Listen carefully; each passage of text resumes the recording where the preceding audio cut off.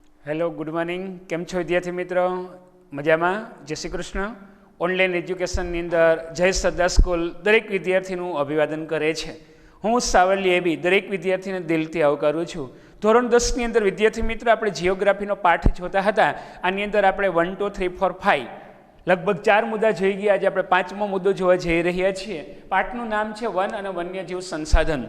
જિયોગ્રાફીનો 9મો પાઠ, 8મો પાઠ કુદરતી સંસાધન, 9મો પાઠ વન અને વન્યજીવન. તેની અંદર આપણે જંગલ એટલે શું, જંગલોનું વર્ગીકરણ કેના આધારે કરવામાં આવ્યું છે, વન્યજીવ સંરક્ષણ એટલે શું, એને માટે કેવા કેવા ઉપાયો હાથ ધરવામાં આવ્યા છે, એને માટેની કઈ કઈ પરિયોજનાઓ, એ બાબતની ચર્ચા અગાઉ આપણે 1, 2, 3, 4 4 લેક્ચર આપણે જોઈ ગયા. આજે આપણે પાઠ 5ની અંદર 5મા મુદ્દાની અંદર વન્યજીવ સંરક્ષણ માટેની અલગ અલગ યોજનાઓ, કઈ કઈ યોજનાઓ ઘડી કાઢવામાં આવી છે. તો કે ભારતમાં જય સરદાર સ્કૂલ આપણે જોઈ રહ્યા છીએ કે ભારતમાં વન્યજીવોના સંરક્ષણ માટે કેટલીક મહત્વની ખાસ યોજનાઓ અમલમાં મૂકવામાં આવી છે. ભારત દેશને આઝાદી મળી, બરાબર, આપણા દેશને આઝાદી મળી ત્યાર પછી ઘણી બધી એવી યોજનાઓ જે છે એ ઘડી કાઢવામાં આવી છે. કઈ કઈ યોજનાઓ ઘડી કાઢવામાં આવી છે તો તેની અંદર ખાસ કરીને વાઘ પરિયોજના, હાથી પરિયોજના, મગર પરિયોજના, આવી તો અનેકવિધ પરિયોજનાઓ ઘડવામાં આવી છે. અને ત્યાર પછી પરિયોજનાઓ પૂરી કર્યા પછી આપણે અભયારણ્ય, રાષ્ટ્રીય ઉદ્યાન અને જીવ આરક્ષિત ક્ષેત્ર એટલે શું એની ચર્ચા કરવાના છીએ. તો ભારતમાં વન્યજીવોના સંરક્ષણ માટે કેટલીક મહત્વની ખાસ યોજનાઓ અમલમાં મૂકવામાં આવી છે. અને આ યોજનાઓ અંતર્ગત સંકટમાં આવી પડેલી પ્રજાતિઓ, જેની વસ્તી ઘટી રહી છે, જેનું સંવર્ધન કરવાની જરૂર છે, જેનું રક્ષણ કરવા માટેની જરૂર છે, એવી જાતિ અને પ્રજાતિ માટે કદાચ નજીકના ભવિષ્યમાં લુપ્ત થવાનો ભય છે. જેમ ચિત્તો લુપ્ત થઈ ગયો, ગુજરાતમાં વાઘ લુપ્ત થઈ ગયો, ગુજરાતમાં જંગલી ભેંસ લુપ્ત થઈ ગઈ, ગુજરાતમાં હાથી લુપ્ત થઈ ગયો, આવું ન થાય એ માટે શું કરવામાં આવ્યું છે તો કે જે પ્રજાતિ, જાતિ કે પ્રજાતિ ભવિષ્યમાં લુપ્ત થવાનો ભય હોય એવી પ્રજાતિના સંરક્ષણ માટે ખાસ યોજનાઓ શરૂ કરવામાં આવી છે. એમાંની કેટલીક મહત્વની યોજનાઓનો ટૂંકમાં પરિચય મેળવવા માટે આપણે પ્રયાસ કરવાના છીએ.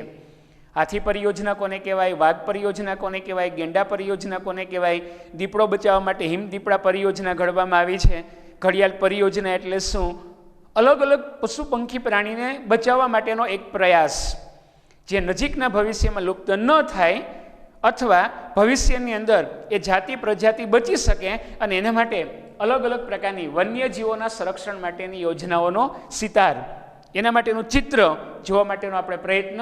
એની અંદર ફર્સ્ટ વિદ્યાર્થી મિત્ર પહેલો મુદ્દો છે વાઘ પરિયોજના એટલે કે ટાઈગર પરિયોજના.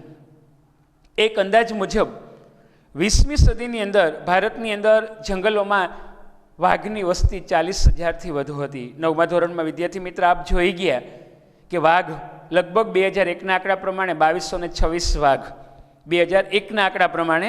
પણ 20મી સદીની શરૂઆતમાં 100 વર્ષ પહેલાં, અત્યારે તો આપણે 21મી સદીમાં છીએ, પણ 20મી સદીની શરૂઆતમાં ભારતમાં લગભગ વાઘની વસ્તી અંદાજિત કેટલા તો કે 40,000થી વધુ વાઘ હોવાની એક બાબત છે.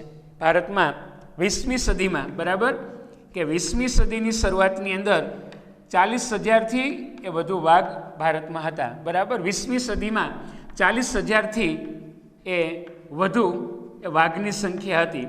હવે વિચારો, 40,000થી વધુ વાઘ હતા આ 20મી સદીમાં. 100 વર્ષની અંદર લગભગ એક આંકડા પ્રમાણે 2001ના આંકડા પ્રમાણે ભારતમાં 2226 વાઘ છે. બરાબર, 20 વર્ષ પહેલાં 2226 જેટલી વાઘની વસ્તી વધી. તો આ રીતે અનિયંત્રિત ગેરકાયદેસર થતા શિકારને કારણે, અનિયંત્રિત ગેરકાયદેસર થતા શિકારને કારણે શું થયું, જંગલો કપાણા, નિર્વનીકરણ થયું, અનિયંત્રિત જંગલો કપાઈ રહ્યા છે. જંગલો કપાય એટલે વાઘ ક્યાં જાય? ભારતનું રાષ્ટ્રીય પ્રાણી છે વાઘ. વિશ્વની 8 પ્રજાતિમાંનો એક એટલે રોયલ બેંગાલ સફેદ વાઘ પશ્ચિમ બંગાળમાં જોવા મળે છે. તો આ રીતે વાઘ એ ભારતનું રાષ્ટ્રીય પ્રાણી છે. વાઘ અને સિંહ, કદાચ શક્તિની અંદર સિંહ પહોંચી જાય પણ વાઘ એ રૂડું રૂપારું લાગે છે, તેના પટ્ટાના કારણે એના સુંદર લાગે છે, એટલે વાઘ આપણું રાષ્ટ્રીય પ્રાણી છે. ગુજરાતનું રાષ્ટ્રીય પ્રાણી આપણે સિંહ, પણ ભારતના રાષ્ટ્રીય પ્રાણી તરીકેનો દરજ્જો એ આપણે વાઘને આપ્યો છે. તો આ રીતે અનિયંત્રિત ગેરકાયદેસર થતા શિકાર અને નિર્વનીકરણને કારણે વાઘના અસ્તિત્વ સામે બહુ મોટો એક ખતરો ઊભો થયો છે.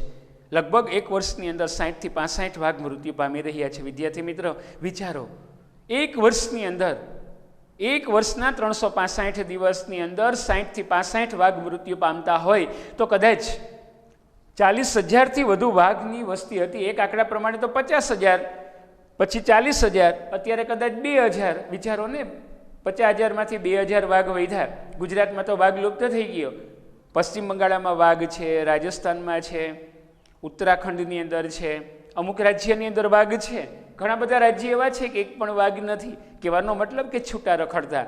ગુજરાતમાં જુનાગઢ સકરબાગમાં છે, રાજકોટ પદ્યુમન પાર્કમાં છે, પણ એ તો પિંજરામાં કેદ કરેલ, બીજા રાજ્યમાંથી આયાત કરેલ. તો આ રીતે વાઘ પરિયોજના, ભારતનું રાષ્ટ્રીય પ્રાણી વાઘ, એના અસ્તિત્વ સામે ખતરો ઊભો થયો છે અને કોઈ પણ સંજોગોની અંદર એ વાઘનું નામો નિશાન મિટાવાઈ ન જાય, એ વિલુપ્ત ન થઈ જાય.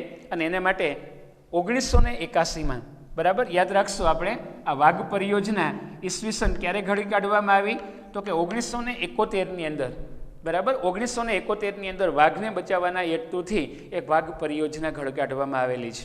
અને એ આંકડા પ્રમાણે વાઘને કુદરતી આવાસ મળે, વાઘને પોતાના ઘર જેવું લાગે, એની વસ્તી વધે, તેનું સંવર્ધન થાય, કે જેથી કરીને એ વસ્તી એની વધે, વાઘ વાઘણ બચ્ચાને જન્મ આપે, એનો શિકાર ન થાય, એને એના ઘર જેવું લાગે, એવું વાતાવરણ મળે તો સંવર્ધન થાય ને.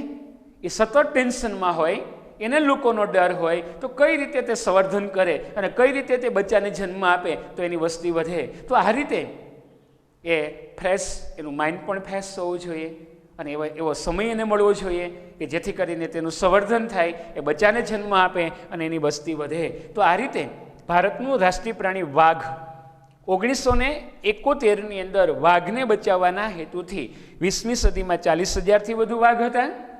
40,000માંથી કદાચ 21મી સદીની શરૂઆતમાં 2226 વાઘ રહ્યા, 2226 વાઘ વધ્યા. હવે શું બન્યું? 40-50,000માંથી 2200, બરાબર 2,000 જ વાઘ રહ્યા.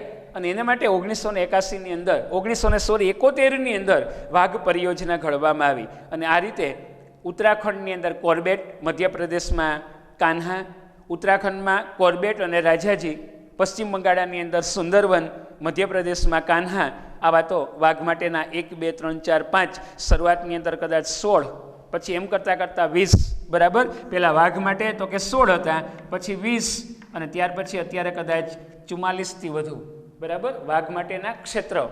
કેટલા ક્ષેત્રની અંદર એ વાઘ સુરક્ષિત છે તો તે માટે 44થી વધુ ક્ષેત્ર એ ઊભા કરવામાં આવ્યા કે સુરક્ષિત, એટલે એનું સંતુલન કરવા માટે, એની જાળવણી કરવા માટે. અત્યારે ભારત દેશની અંદર એમ કહી શકાય કે શરૂઆતની અંદર 16 જેટલા હતા, એમ કરતાં કરતાં 20, પણ હાલની અંદર 44થી વધુ એ વાઘ માટેના અભયારણ્યો, રાષ્ટ્રીય ઉદ્યાનો કે જે આરક્ષિત ક્ષેત્ર ઘોષિત કરવામાં આવ્યા છે. જેમ કે કાન્હા છે, કોર્બેટ છે, રાજાજી છે, રણથંભોર છે, પશ્ચિમ બંગાળમાં સુંદરવન છે.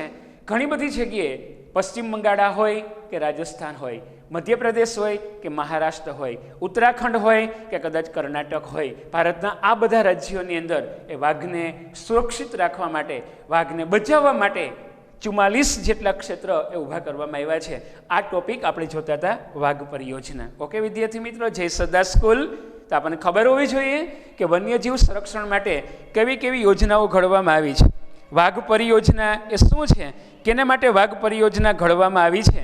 તો વાઘ પરિયોજના ઘડવાનો જે હેતુ છે, શું હેતુ છે? તો કે ભારતના રાષ્ટ્રીય પ્રાણીને બચાવવા માટે, ભારતના રાષ્ટ્રીય પ્રાણી વાઘને બચાવવા માટે આપણા ભારત દેશની અંદર શરૂઆતમાં 16માંથી 20 અને અત્યારે 20 દુ 40, એનાથી વધુ 44થી વધુ એક ક્ષેત્ર એવા છે. એના 2-4 નામ આપ્યા કે રાજસ્થાનમાં રણથંભોર છે, મધ્યપ્રદેશમાં કાન્હા છે, ઉત્તરાખંડમાં રાજાજી અને કોર્બેટ છે, પશ્ચિમ બંગાળમાં સુંદરવન છે, તમિલનાડુની અંદર કે કર્ણાટકની અંદર પણ વાઘને બચાવવા માટે આવા ક્ષેત્રો સુરક્ષિત કરવામાં આવ્યા છે. ઓકે વિદ્યાર્થી મિત્રો, આપણે 70 પેજ ઉપર એક મુદ્દો ભણ્યા આજની તારીખની અંદર, અને એ મુદ્દો છે વાઘ પરિયોજના. કેના માટે ઘડવામાં આવી છે વાઘ પરિયોજના? શા માટે ઘડવામાં આવી છે? તો વાઘ પરિયોજના એ શું છે? તો એની અંદર આપણે જે ચર્ચા કરતા હતા, આટલી વસ્તુ યાદ રાખવાની છે કે વાઘ પરિયોજના એટલે 1971, 20મી સદીમાં 40,000થી વધુ વાઘ હતા. ત્યાર પછી 2001 એટલે 21મી સદીની અંદર 2226 વાઘ વધ્યા, એટલે 40,000માંથી 2200 જ રહ્યા. ત્યાર પછી એને માટે વાઘ પરિયોજના ઘડવામાં આવી. પહેલાં 16 જેટલા અભયારણ્ય હતા, એમ કરતાં કરતાં 20, અને અત્યારે ભારત દેશની અંદર હાલમાં 44થી વધુ ક્ષેત્ર એ ઘોષિત કરવામાં આવ્યા છે. ઓકે, હવે આપણે 70 પછી 71 પેજ ઉપર એ બીજો મુદ્દો આટલું જાણવું ગમશે. તેની અંદર એક શબ્દ આપવામાં આવ્યો છે, દીપડો. બરાબર, હવે દીપડો એ બિલાડી કુળનું પ્રાણી છે. ઓકે વિદ્યાર્થી મિત્રો, જય સદ્દાસ સ્કૂલ. દીપડો ગુજરાતની અંદર કદાચ આપણે જાણીએ છીએ કે જૂનાગઢના પ્રાણી સંગ્રહાલયમાં, પ્રાણી સંગ્રહાલય એટલે ધ ઝૂ, જૂનાગઢનું પ્રાણી સંગ્રહાલય ગુજરાતનું સૌથી જૂનું પ્રાણી સંગ્રહાલય છે ને એ પ્રાણી સંગ્રહાલયની અંદર આપણે મુલાકાત લઈએ તો ઘણા બધા એ દીપડાઓ છે. બરાબર, ઘણી વખત માનવભક્ષી દીપડા અલગ અલગ જગ્યાએ માનવ ઉપર હુમલા કરે ને એ દીપડાને પકડી અને સકરબાગમાં કેદ કરવામાં આવે અને કદાચ આજીવન કેદ, મૃત્યુ પામે ત્યાં સુધી. 15, 16 કે 20 વર્ષનું આયુષ્ય હોય એ કદાચ 5 વર્ષનું પકડાયું હોય તો 15 વર્ષ સુધી રહે, 10 વર્ષનું પકડાયું હોય તો 10 વર્ષની અંદર એ કદાચ એ પસાર કરે. તો આ રીતે દીપડો એ બિલાડી કુળનું પ્રાણી છે. સિંહ અને વાઘની તુલનામાં એ નાનું કદ ધરાવે છે. દીપડાનો ખોરાક આપણે જાણીએ છીએ કે ગીરની અંદર દીપડા છે એટલે વાડીની અંદર લગભગ મોટે ભાગે કૂતરા ના હોય. કૂતરા એનો પ્રિય ખોરાક છે. એની વસ્તી સમગ્ર ભારતમાં જોવા મળે છે. કાશ્મીરથી કન્યાકુમારી, ગુજરાતથી અરુણાચલ પ્રદેશ સુધી, ભારતના ઓલ ઇન્ડિયા, બરાબર, ભારતના લગભગ મોટાભાગના રાજ્યની અંદર દીપડા જોવા મળે છે. એ સંપૂર્ણ કાળા રંગના પણ હોય અને ટપકાવાળા પણ હોય. બરાબર, અને હિમ દીપડા તો કે સફેદ દીપડા પણ હોય. હિમાલયના હિમાચ્છાદિત શિખરોની અંદર સફેદ એટલે કે બળફ જેવા સફેદ એ દીપડા છે. કોઈ જગ્યાએ કાળા, સંપૂર્ણ કાળા એટલે કાળા રંગના પણ દીપડા હોય છે. અને ચિત્તાની જેમ ટપકાવાળા દીપડા પણ એ જોવા મળે છે. તો આ રીતે ગુજરાતમાં જંગલોની અંદર એટલે કે ગુજરાત, બરાબર, આપણું ધ બેસ્ટ ગુજરાત, વિક્ટોરિયસ ગુજરાત, સુંદર ગુજરાત, આપણા ગુજરાતની અંદર દીપડાની વસ્તી લગભગ 1296 એટલે બરાબર 1196 એટલે 1200 સમથિંગ છે. ગુજરાતના જંગલમાં એ મોટી સંખ્યામાં જ. ઓલ ઇન્ડિયામાં સૌથી વધુ દીપડા કદાચ ગુજરાતમાં છે. અવારનવાર આપણે છાપામાં જોઈએ છીએ કે શિકારી ખુદ શિકાર હો ગયા. ઘણી વખત દીપડાનું બચ્ચું રેલવેમાં આવી જતું હોય, ગોવામાં પડી જતું હોય, કોઈ શોર્ટ સર્કિટના કારણે મૃત્યુ પામતું હોય. તો આ રીતે ગુજરાતના જંગલોમાં એની સંખ્યા ઘણી બધી છે. તે અવારનવાર માનવ વસ્તીમાં આવી ચડે છે અને એના કારણે મોટે ભાગે જાણકારીના અભાવે લોકો એને ચિત્તાના નામે ઓળખે છે. ખબર ન હોય અને દીપડાના બદલે કે ચિત્તો આવ્યો. પણ ઓલ ઇન્ડિયામાં વિદ્યાર્થી મિત્રો જાણો છો, બરાબર, આખા ભારત દેશની અંદર કોઈ જગ્યાએ ચિત્તો નથી. આપણે જુનાગઢ સકરબાગની અંદર 2 ચિત્તાની જોડી, બરાબર, આપણે સિંહની અને એની અદલા બદલી કરી 2 યુગલ, સિંહ અને સિંહણ, એ 2 જોડી આપણે સિંગાપુર આપ્યા અને સિંગાપુરથી એ 2 દીપડાની જોડી હેલિકોપ્ટર દ્વારા લાવવામાં આવી. પણ વાતાવરણ અનુકૂળ ન આવતા એ મૃત્યુ પામેલા. 3 મૃત્યુ પામ્યા. એક હતું, અત્યારે છે કે નહીં એ બહુ આઈડિયા નથી. ઓકે વિદ્યાર્થી મિત્રો, તો આપણે જોઈએ છીએ કે ઠંડા પ્રદેશનું પ્રાણી છે અને સૌથી ઝડપથી દોડતું પ્રાણી એટલે દીપડો. પણ જાણકારીના અભાવે દીપડો એવો હોય ને ચિત્તો પણ એવો હોય. પણ ચિત્તો એટલે કે લેપર્ડ અને દીપડો એટલે દીપડો. દીપડાની અંદર આંખ પાસે કાળી લીટી હોય અને દીપડાને જે ચિત્તો છે તો ચિત્તાની અંદર આમ ઝુમખા જેવું હોય, જે ટપકા છે ઝુમખાના આકારમાં હોય. અને એ જે ચિત્તો છે, બરાબર, તો દીપડાને ઝુમખાના આકારની અંદર ટપકા હોય અને દીપડાને આખા શરીરની અંદર જે ટપકા હોય. તો એ જે નજીકથી જોવામાં આવે તો આપણને ખબર પડે કે ચિત્તો છે કે દીપડો છે. પણ અત્યારે ઓલ ગુજરાતની વાત નહીં પણ ભારતની વાત કરીએ તો ભારતમાં એ ચિત્તા નથી એટલે દીપડા જ છે.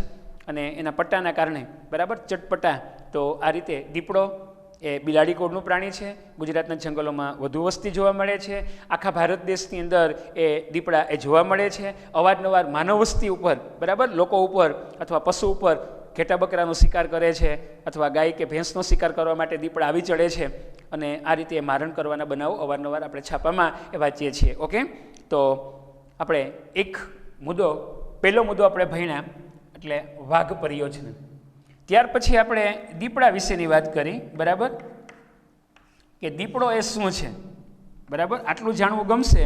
તેની અંદર એક મુદ્દો આપણે દીપડો ભણ્યા. હવે આપણે મુદ્દો જોવા જઈ રહ્યા છીએ ત્યાર પછીનો બીજો મુદ્દો, અને એ મુદ્દો એટલે હાથી પરિયોજના. ઓકે વિદ્યાર્થી મિત્રો, આપણે ટોપિક કયો જોવા જઈ રહ્યા છીએ કે આજે વાઘ પરિયોજના ભણ્યા. હવે આપણે જે ટોપિક જોવા જઈ રહ્યા છીએ અને એ એટલે હાથી પરિયોજના. બરાબર, હાથી એટલે એલિફન્ટ. સશસ્ત્ર પ્રાણીમાં સૌથી મોટું હોય તો હાથી. હાથી મેરે સાથી, આપ જાણીએ છીએ. તો હાથી પરિયોજના એટલે શું? આ હાથી પરિયોજના ક્યારે ઘડવામાં આવી? બરાબર, આપણે યાદ રાખશું કે હાથીને બચાવવા માટે ગુજરાતની અંદર હાથી લુપ્ત થઈ ગયા ઈસવીસન 1992. બરાબર, ગુજરાતની અંદર હાથી એ લુપ્ત કક્ષાના પ્રાણીમાં છે. આપ જાણો છો કે ગુજરાતની અંદર હાથી નથી. કદાચ જુનાગઢની અંદર કે અમદાવાદની અંદર કે કોઈ જગ્યાએ કદાચ જોવા મળે, પણ એ તો પાલતું છે, જંગલમાં છૂટા રખડતાની આપણે વાત કરીએ છીએ. જંગલમાં છૂટા રખડતા એ હાથી નથી. ગુજરાતની અંદર હાથી લુપ્ત થઈ ગયા, વાઘ લુપ્ત થઈ ગયા, ચિત્તો આખા દેશમાંથી લુપ્ત થઈ ગયો. તો આ રીતે હાથી પરિયોજના એટલે કે 1992માં ઈસવીસન 1992ની અંદર આજે એલિફન્ટ પ્રોજેક્ટ ઘડવામાં આવ્યો. એનો મુખ્ય હેતુ શું હતો? તો કે હાથીઓને એના કુદરતી આવાસમાં સંરક્ષણ આપવાનો હેતુ હતો. અને અત્યારે કદાચ આપણા ભારત દેશની અંદર હાલ દેશમાં હાથીઓ માટે લગભગ બરાબર હાથી માટે આવી કેટલી યોજનાઓ છે? તો કે 26. બરાબર વિદ્યાર્થી મિત્રો યાદ રાખજો કે 26 જેટલા સંરક્ષિત ક્ષેત્ર. બરાબર હાથી માટે કેટલા ક્ષેત્ર? તો કે સંરક્ષિત ક્ષેત્રો કેટલા છે? તો કે 26. બરાબર એટલે કે હાલ 21મી સદીમાં 2020માં હાથી માટે 26 જેટલા સંરક્ષિત ક્ષેત્રો ઊભા કરવામાં આવ્યા છે. કર્ણાટકમાં જાઓ, તમિલનાડુમાં જાઓ, ખાસ કરીને દક્ષિણ ભારતમાં જાઓ, એ જગ્યાએ હાથીની વસ્તી વધુ છે. એટલે ઈસવીસન 1992માં આ જે પ્રોજેક્ટ એટલે કે હાથી બચાવો પરિયોજના ઘડવામાં આવી. એનો મુખ્ય હેતુ શું હતો? તો કે હાથીને તેના કુદરતી આવાસમાં સંરક્ષણ આપવાનો અને તેના કુદરતી નિવાસસ્થાન એના સ્થળાંતરના માર્ગો જે એક જગ્યાએથી બીજી જગ્યાએ સ્થળાંતર થતું હોય એનું સંરક્ષણ કરવું. અને એ માટે હાલ દેશની અંદર 26 જેટલા સંરક્ષિત ક્ષેત્ર એ ઊભા કરવામાં આવ્યા છે. અને આ યોજનાનો અમલ થતાં જંગલોની અંદર હાથીની વસ્તીમાં એ વધારો થયો છે. જંગલોની અંદર હાથીનો જે શિકાર થતો તો એ કહેવત છે કે હાથી જીવે તો લાખનો, મરે તો 1.25 લાખનો. હાથીની હત્યા શા માટે થાય છે? તો કે દંતસૂળ માટે. હાથીની હૂંઢ આગળ જે દંતસૂળ હોય છે, ચાવવાના જુદા, એને ખાવા આપો તો આમ કરીને આમ મોઢેની અંદર ખાય છે. ખાવાના જુદા, ચાવવાના જુદા અને દેખાવના જુદા. તો આ રીતે હાથીની હત્યા તેના દંતસૂળ માટે થાય છે. બરાબર હાથીને કોઈ જગ્યાએ જતા હોય, જગ્યાએ રસ્તો એનો નક્કી હોય, ત્યાં ખાડો કરવામાં આવે, એની ઉપર કદાચ લાકડાને બધું પાંદ નાખી બૂરી દેવામાં આવે અને હાથી કે હાથણી કે એનું બચ્ચું કંઈ જતું હોય દાંત વારું અને એને કદાચ એ ખાડાની અંદર એ પડે અને ત્યાર પછી કદાચ એનો શિકાર કરે. એટલે આ રીતે હાથીની હત્યા એની દંતસૂળ માટે કરવામાં આવે છે. હાથીની હત્યા શા માટે કરવામાં આવે છે? તો કે તેના દંતસૂળ માટે કરવામાં આવે છે. હાથી કે હાથણી કે એની હત્યા તેના દંતસૂળ માટે કરવામાં આવે છે. એટલે 1992માં આ હાથી બચાવો પરિયોજના ઘડવામાં આવી અને આ યોજનાનો અમલ થતાં જે જંગલોની અંદર હાથીઓની સંખ્યાની અંદર ઘણો બધો વધારો થયો. અને આ યોજના એ પાલતુ હાથીઓના પાલન પોષણ માટે એ સરસ મજાની સારી કામગીરી બજાવે છે. બરાબર કે ટાઈગર પ્રોજેક્ટ જેમ ઘડવામાં આવ્યો એમ એલિફન્ટ પ્રોજેક્ટ શું છે? બરાબર એલિફન્ટ પ્રોજેક્ટ શું છે? કે જે લોકો પાળે છે, જંગલોને ચરાવવા માટે જાય છે, તો આ રીતે જે હાથીઓના પાલન પોષણ માટે સરસ મજાની એ કામગીરી એ બજાવી રહી છે. તો 1992ની અંદર હાલ 26 જેટલા સંરક્ષિત ક્ષેત્ર ઊભા કરવામાં આવ્યા અને આ રીતે હાથીની વસ્તીની અંદર પણ વધારો થાય એ માટેનો પ્રયાસ હાથ ધરવામાં આવ્યો છે. તો આપણે પહેલી યોજના ભણી ગયા, ત્યાર પછી હાથી પરિયોજના એટલે આપણે બીજી પરિયોજના જોઈ. અને આ પરિયોજના પછી જેમ ટાઈગર પ્રોજેક્ટ ભણ્યા પછી દીપડા વિશે ભણ્યા, હવે હાથી પરિયોજના જોયા પછી આટલું જાણવું ગમશે. તેની અંદર આપણે એક ટોપિક જોવા જઈ રહ્યા છીએ અને એ મુદ્દો છે ચિત્તો. બરાબર આ જે ચિત્તો છે, હમણાં જ આપણે વાત કરી કે ભારતના જંગલમાં સંપૂર્ણ નામશેષ થયેલું પ્રાણી એટલે ચિત્તો. સૌથી ઝડપથી દોડતું પ્રાણી એટલે ચિત્તો. અને હાલ એ કુદરતી આવાસમાં માત્ર આફ્રિકા ખંડમાં જ જોવા મળે છે. આફ્રિકા ખંડની અંદર જે દેશો છે, આફ્રિકા ખંડની અંદર જે ઘાના ને કેન્યા ને યુગાન્ડા ને બરુંડા ને જામ્બિયા ને નાતાલ ને સાયપ્રસ ને દક્ષિણ આફ્રિકા, તો આફ્રિકા ખંડના દેશોની અંદર એ જે ચિત્તો જોવા મળે છે. એશિયા ખંડની અંદર નથી, યુરોપ ખંડની અંદર નથી, ઘણા બધા ખંડની અંદર ચિત્તો નથી. એટલે કુદરતી આવાસમાં ટોળામાં રખડતા હોય. બરાબર જુનાગઢ ગીરના જંગલમાં જાઓ તો સિંહ ટોળામાં રખડતા હોય અને આપણે કદાચ ગાડીની અંદર બેઠા હોય. જુનાગઢ સકરબાગની અંદર એક પિંજરામાં કેદ હોય અને આપણે છૂટા હોય, માં ઉલટું હોય, આપણે પિંજરામાં કેદ હોય ને એ છૂટા હોય. તો આ રીતે આટલું જાણવું ગમશે. તેની અંદર ચિત્તો તો કે ભારતના જંગલોમાંથી સંપૂર્ણ નષ્ટ થયેલું પ્રાણી. વિદ્યાર્થી મિત્રો યાદ રાખજો, બોર્ડમાં પૂછાયેલો પ્રશ્ન છે કે ભારતના જંગલમાંથી સંપૂર્ણ નામશેષ થયેલું પ્રાણી તો કે ચિત્તો. બરાબર તો હાલ એ કુદરતી આવાસમાં તો કે ક્યાં જોવા મળે છે? તો કે માત્ર આફ્રિકા ખંડમાં જ જોવા મળે છે. અને ભારતમાં તે બંધન અવસ્થાની અંદર એટલે કે પ્રાણી સંગ્રહાલયની અંદર એ જોવા મળે છે.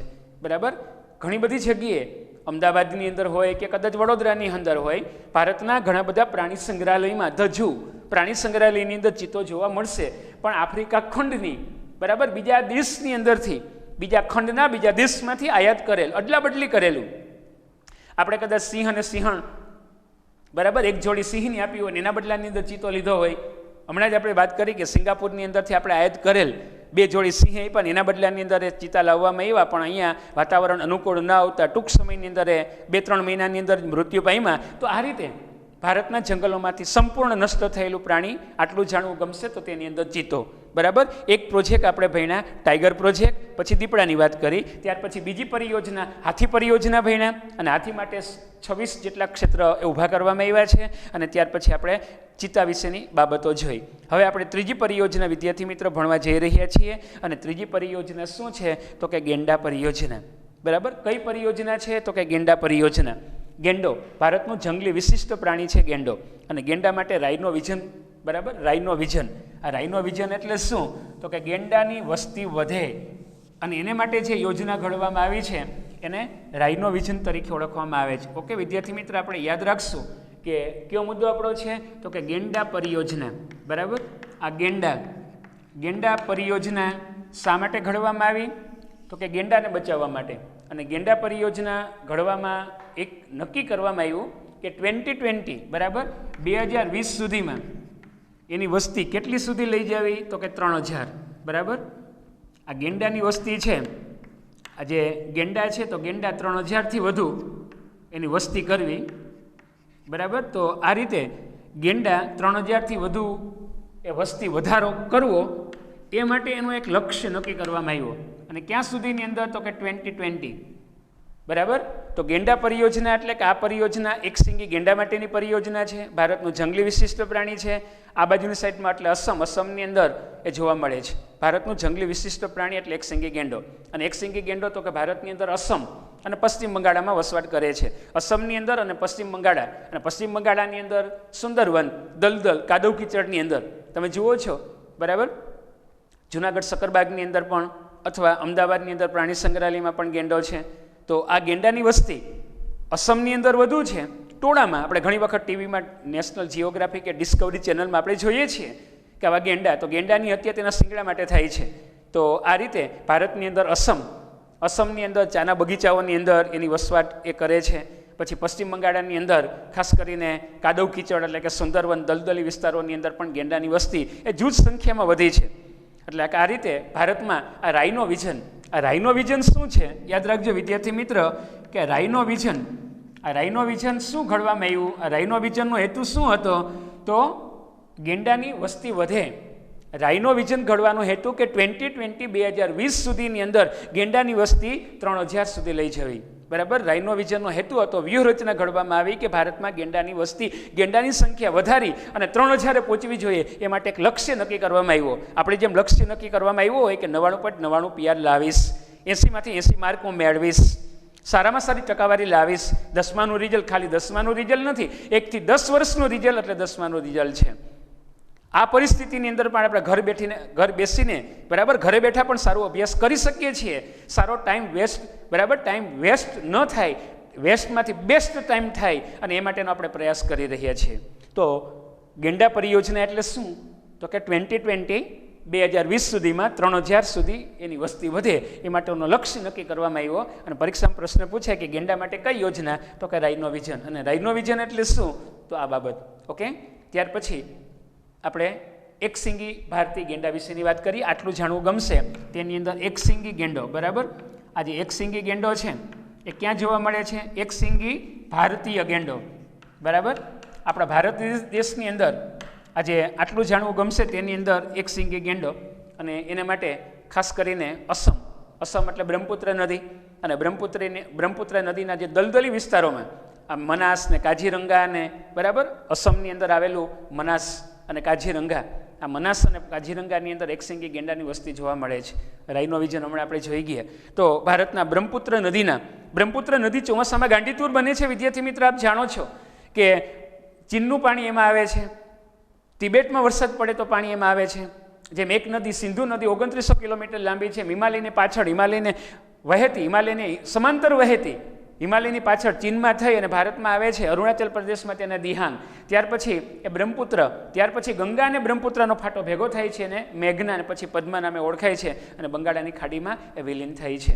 તો આ રીતે 2900 કિલોમીટર જેટલી લાંબી નદી છે. પહેલાં સાંગપો, પછી દિહાંગ, પછી બ્રહ્મપુત્રા, પદ્મા અને મેઘના, એક જ નદી અલગ અલગ નામે ઓળખાય છે. અને ચોમાસાની અંદર એ નદી ગાંડીતુર બને છે. શા માટે ગાંડીતુર નદી બને છે? તો કે વરસાદ, બ્રહ્મપુત્ર નદીની અંદર વરસાદનું પાણી ભળે છે. અને એ સાઈડની અંદર તમે જાણો છો કે ભારતમાં સૌથી વધુ વરસાદ એ મેઘાલયમાં, મેઘાલય, નાગાલેન્ડ, મણિપુર, મિઝોરમ, ત્રિપુરા, એ જગ્યાએ વરસાદ પડે છે. અને એ બધું પાણી બ્રહ્મપુત્ર નદીમાં જાય છે. એટલે બ્રહ્મપુત્ર નદી ચોમાસામાં ગાંડીતુર બને છે. આપ જાણો છો, બરાબર. 9મા ધોરણની અંદર વિદ્યાર્થી મિત્રો આપ ટોપિક સમજી ગયા, આપને ખબર છે. તો આ રીતે આપણે જે વાત કરવા જઈ રહ્યા છીએ વન્યજીવ સંરક્ષણ માટેની અલગ અલગ યોજનાઓ, એમાં પહેલો મુદ્દો આપણે ભણ્યા વાઘ પરિયોજના. અને વાઘ પરિયોજના જોયા પછી 40,000થી વધુ વાઘ હતા, 2226 વાઘ વધ્યા. અને ત્યાર પછી 16, 20 અને 44થી વધુ એક ક્ષેત્ર ઊભા કરવામાં આવ્યા. આટલું જાણવું ગમશે. તેની અંદર 71 પેજ ઉપર આપણે દીપડાની વાત કરી ગયા કે બિલાડી કુળનું પ્રાણી છે, વાઘ અને સિંહની તુલનામાં નાનું છે. એની વસ્તી સમગ્ર ભારતમાં જોવા મળે છે. ગુજરાતના જંગલમાં 1200 જેટલા એ દીપડા છે. ત્યાર પછી આપણે બીજો મુદ્દો ભણી ગયા હાથી પરિયોજના. અને 1992ની અંદર એ પ્રોજેક્ટ ઘડવામાં આવ્યો. એનો હેતુ એને કુદરતી આવાસમાં સંરક્ષણ કરવાનો હેતુ હતો, તેની હત્યા ન થાય. જીવે વાઘ, દાખલા તરીકે હાથી છે, જીવે તો લાખનો મરે તો 1.25 લાખનો. આજે કલ્પના બદલે લોકો તેની હત્યા ન કરે તેના દંશોડ માટે, અને એના માટે 26 જેટલા ક્ષેત્ર ઊભા કરવામાં આવ્યા. ત્યાર પછી આટલું જાણવું ગમશે, તેમાં ચિત્તાની વાત કરી ગયા કે ભારતના જંગલમાંથી સંપૂર્ણ નામશેષ થયેલું પ્રાણી એટલે ચિત્તો. અને કુદરતી આવાસની અંદર માત્ર આફ્રિકા ખંડમાં જોવા મળે છે. અને ભારતમાં તે બંધન અવસ્થાની અંદર જોવા મળે છે, પિંજરામાં કેદ કરેલ. ત્યાર પછી આપણે ગેંડા પરિયોજના જોઈ ગયા. અને ગેંડા પરિયોજનાની અંદર રાઇનો વિઝન 2020 સુધીની અંદર 3000 સુધી એની વસ્તી વધે માટેનો એક લક્ષ્ય નક્કી કરવામાં આવ્યો. ત્યાર પછી આપણે આટલું જાણવું ગમશે, તેની અંદર એકસિંગી ગેંડો. અને એકસિંગી ગેંડો એટલે ભારતીય ગેંડો અસમની અંદર બ્રહ્મપુત્ર નદીના દલદલ ક્ષેત્રમાં અને પશ્ચિમ બંગાળના સુંદરવનની અંદર વિસ્તારોમાં એ વધુ જોવા મળે છે. અને એનું જે શિંગડા, બરાબર, એકસિંગી જે શિંગડું છે અને શિંગડામાંથી જે દવા બને છે અને એને માટે એની હત્યા થાય છે. ગેંડાને મારી નાખવામાં આવે છે તેના શિંગડા માટે, અને શિંગડામાંથી દવા, બરાબર. પ્રાણી જ આપણે જોઈ ગયા, અગાઉ વાત કરી ગયા કે પ્રાણી જ ઔષધિઓ, ઘણા બધા પ્રાણીની અંદરથી ઔષધિઓ બને છે, દવા બને છે, અને એના માટે બિચારા નિર્દોષ પ્રાણીની હત્યા થાય છે. તો આ રીતે સંરક્ષણના પ્રયાસોથી એની વસ્તીમાં પણ થોડો ઘણો વધારો એ નોંધાઈ રહ્યો છે. લોકજાગૃતિના કારણે આ અલગ અલગ પ્રકારની પરિયોજનાઓ ઘડવામાં આવી, અને એના કારણે પણ આજે એકસિંગી ગેંડાની હત્યા થતી હતી. એકસિંગી ગેંડાની હત્યા તેના દવા બનાવવા માટે, તેના શિંગડા, બરાબર, એના શિંગડામાંથી દવા બને છે એટલે હત્યા થાય છે, અને હત્યા ન થાય એ માટેનો પણ પ્રયાસ હાથ ધરવામાં આવ્યો છે. તો વિદ્યાર્થી મિત્ર, આજની તારીખની અંદર આ આપણે તે 30 મિનિટના લેક્ચરની અંદર શું ભણ્યા, શું જોયું, તો આજે આપણે વન્યજીવ સંરક્ષણ માટેની અલગ અલગ અગત્યની કે મહત્ત્વની યોજનાઓ, આવી તો ઘડિયાળ પરિયોજના છે મગરને બચાવવા માટેની, ગીધ પરિયોજના છે, હિમ પીપળા યોજના છે, ત્યાર પછી અભયારણ્ય, રાષ્ટ્રીય ઉદ્યાન અને જૈવારક્ષિત ક્ષેત્ર વિશેની પણ વાતો કરવાના છીએ. ઓકે, તો આજે આપણે 3 પરિયોજના ભણ્યા. એક પરિયોજના એટલે વાઘ પરિયોજના, ભારતનું રાષ્ટ્રીય પ્રાણી છે. 40,000થી વધુ, પહેલાં 50,000, પછી 40,000, એમ કરતાં કરતાં 2226 જેટલા વાઘ વધ્યા. અને એના માટે 1981માં એ વાઘ પરિયોજના ઘડવામાં આવી. 1970માં સંસદમાં ખરડો પસાર કરવામાં આવ્યો કે વાઘ નહીં વધે, અને એને માટે 1981 પછી એની પહેલાં એટલે કે 1971ની અંદર એ વાઘ પરિયોજના ઘડવામાં આવી. 1972ની અંદર સિંહ પરિયોજના ઘડવામાં આવી. 1970માં મગર પરિયોજના ઘડવામાં આવી. ત્યાર પછી 1992ની અંદર જે ભારતનું જે અગત્યનું કે મહત્ત્વનું જંગલનું વિશિષ્ટ જે પ્રાણી છે એટલે હાથી માટે 1992માં પરિયોજના ઘડવામાં આવી.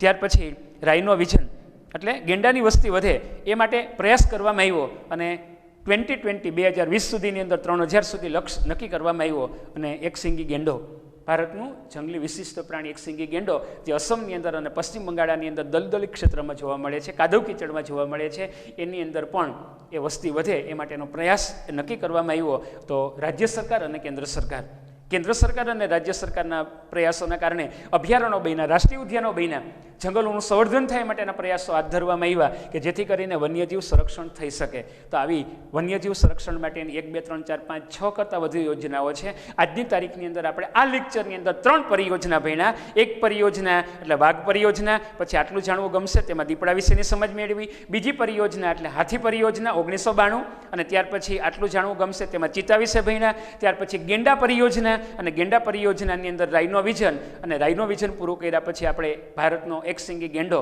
અને શિકાર શા માટે થાય છે તો કે એની શિંગડા માટે, શિંગડામાંથી દવા બને એ માટે એની હત્યા થાય છે, એ ન થાય એ માટે કયા પ્રયાસો કરવામાં આવ્યા એ બાબતની ચર્ચા કરી. નેક્સ્ટ હવે પછી મળશું એની અંદર ઘડિયાળ પરિયોજના, ગીધ પરિયોજના, હિમદીપડા પરિયોજના, આવી અનેકવિધ પરિયોજના વિશેની ચર્ચા કરી અને અભયારણ્ય રાષ્ટ્રીય ઉદ્યાન વિશેની આપણે ચર્ચા કરવા એ જોશું. ઓકે, ધન્યવાદ. ટૂંક સમયની અંદર ફરી આપણે મળશું ત્યારે અગત્યની મહત્વની બીજી બાબતોની એ ચર્ચા કરશું. ઓકે, ધન્યવાદ. વંદે માતરમ. ભારત માતા કી જય. ચાલો આવજો બધાને. જય શ્રી કૃષ્ણ.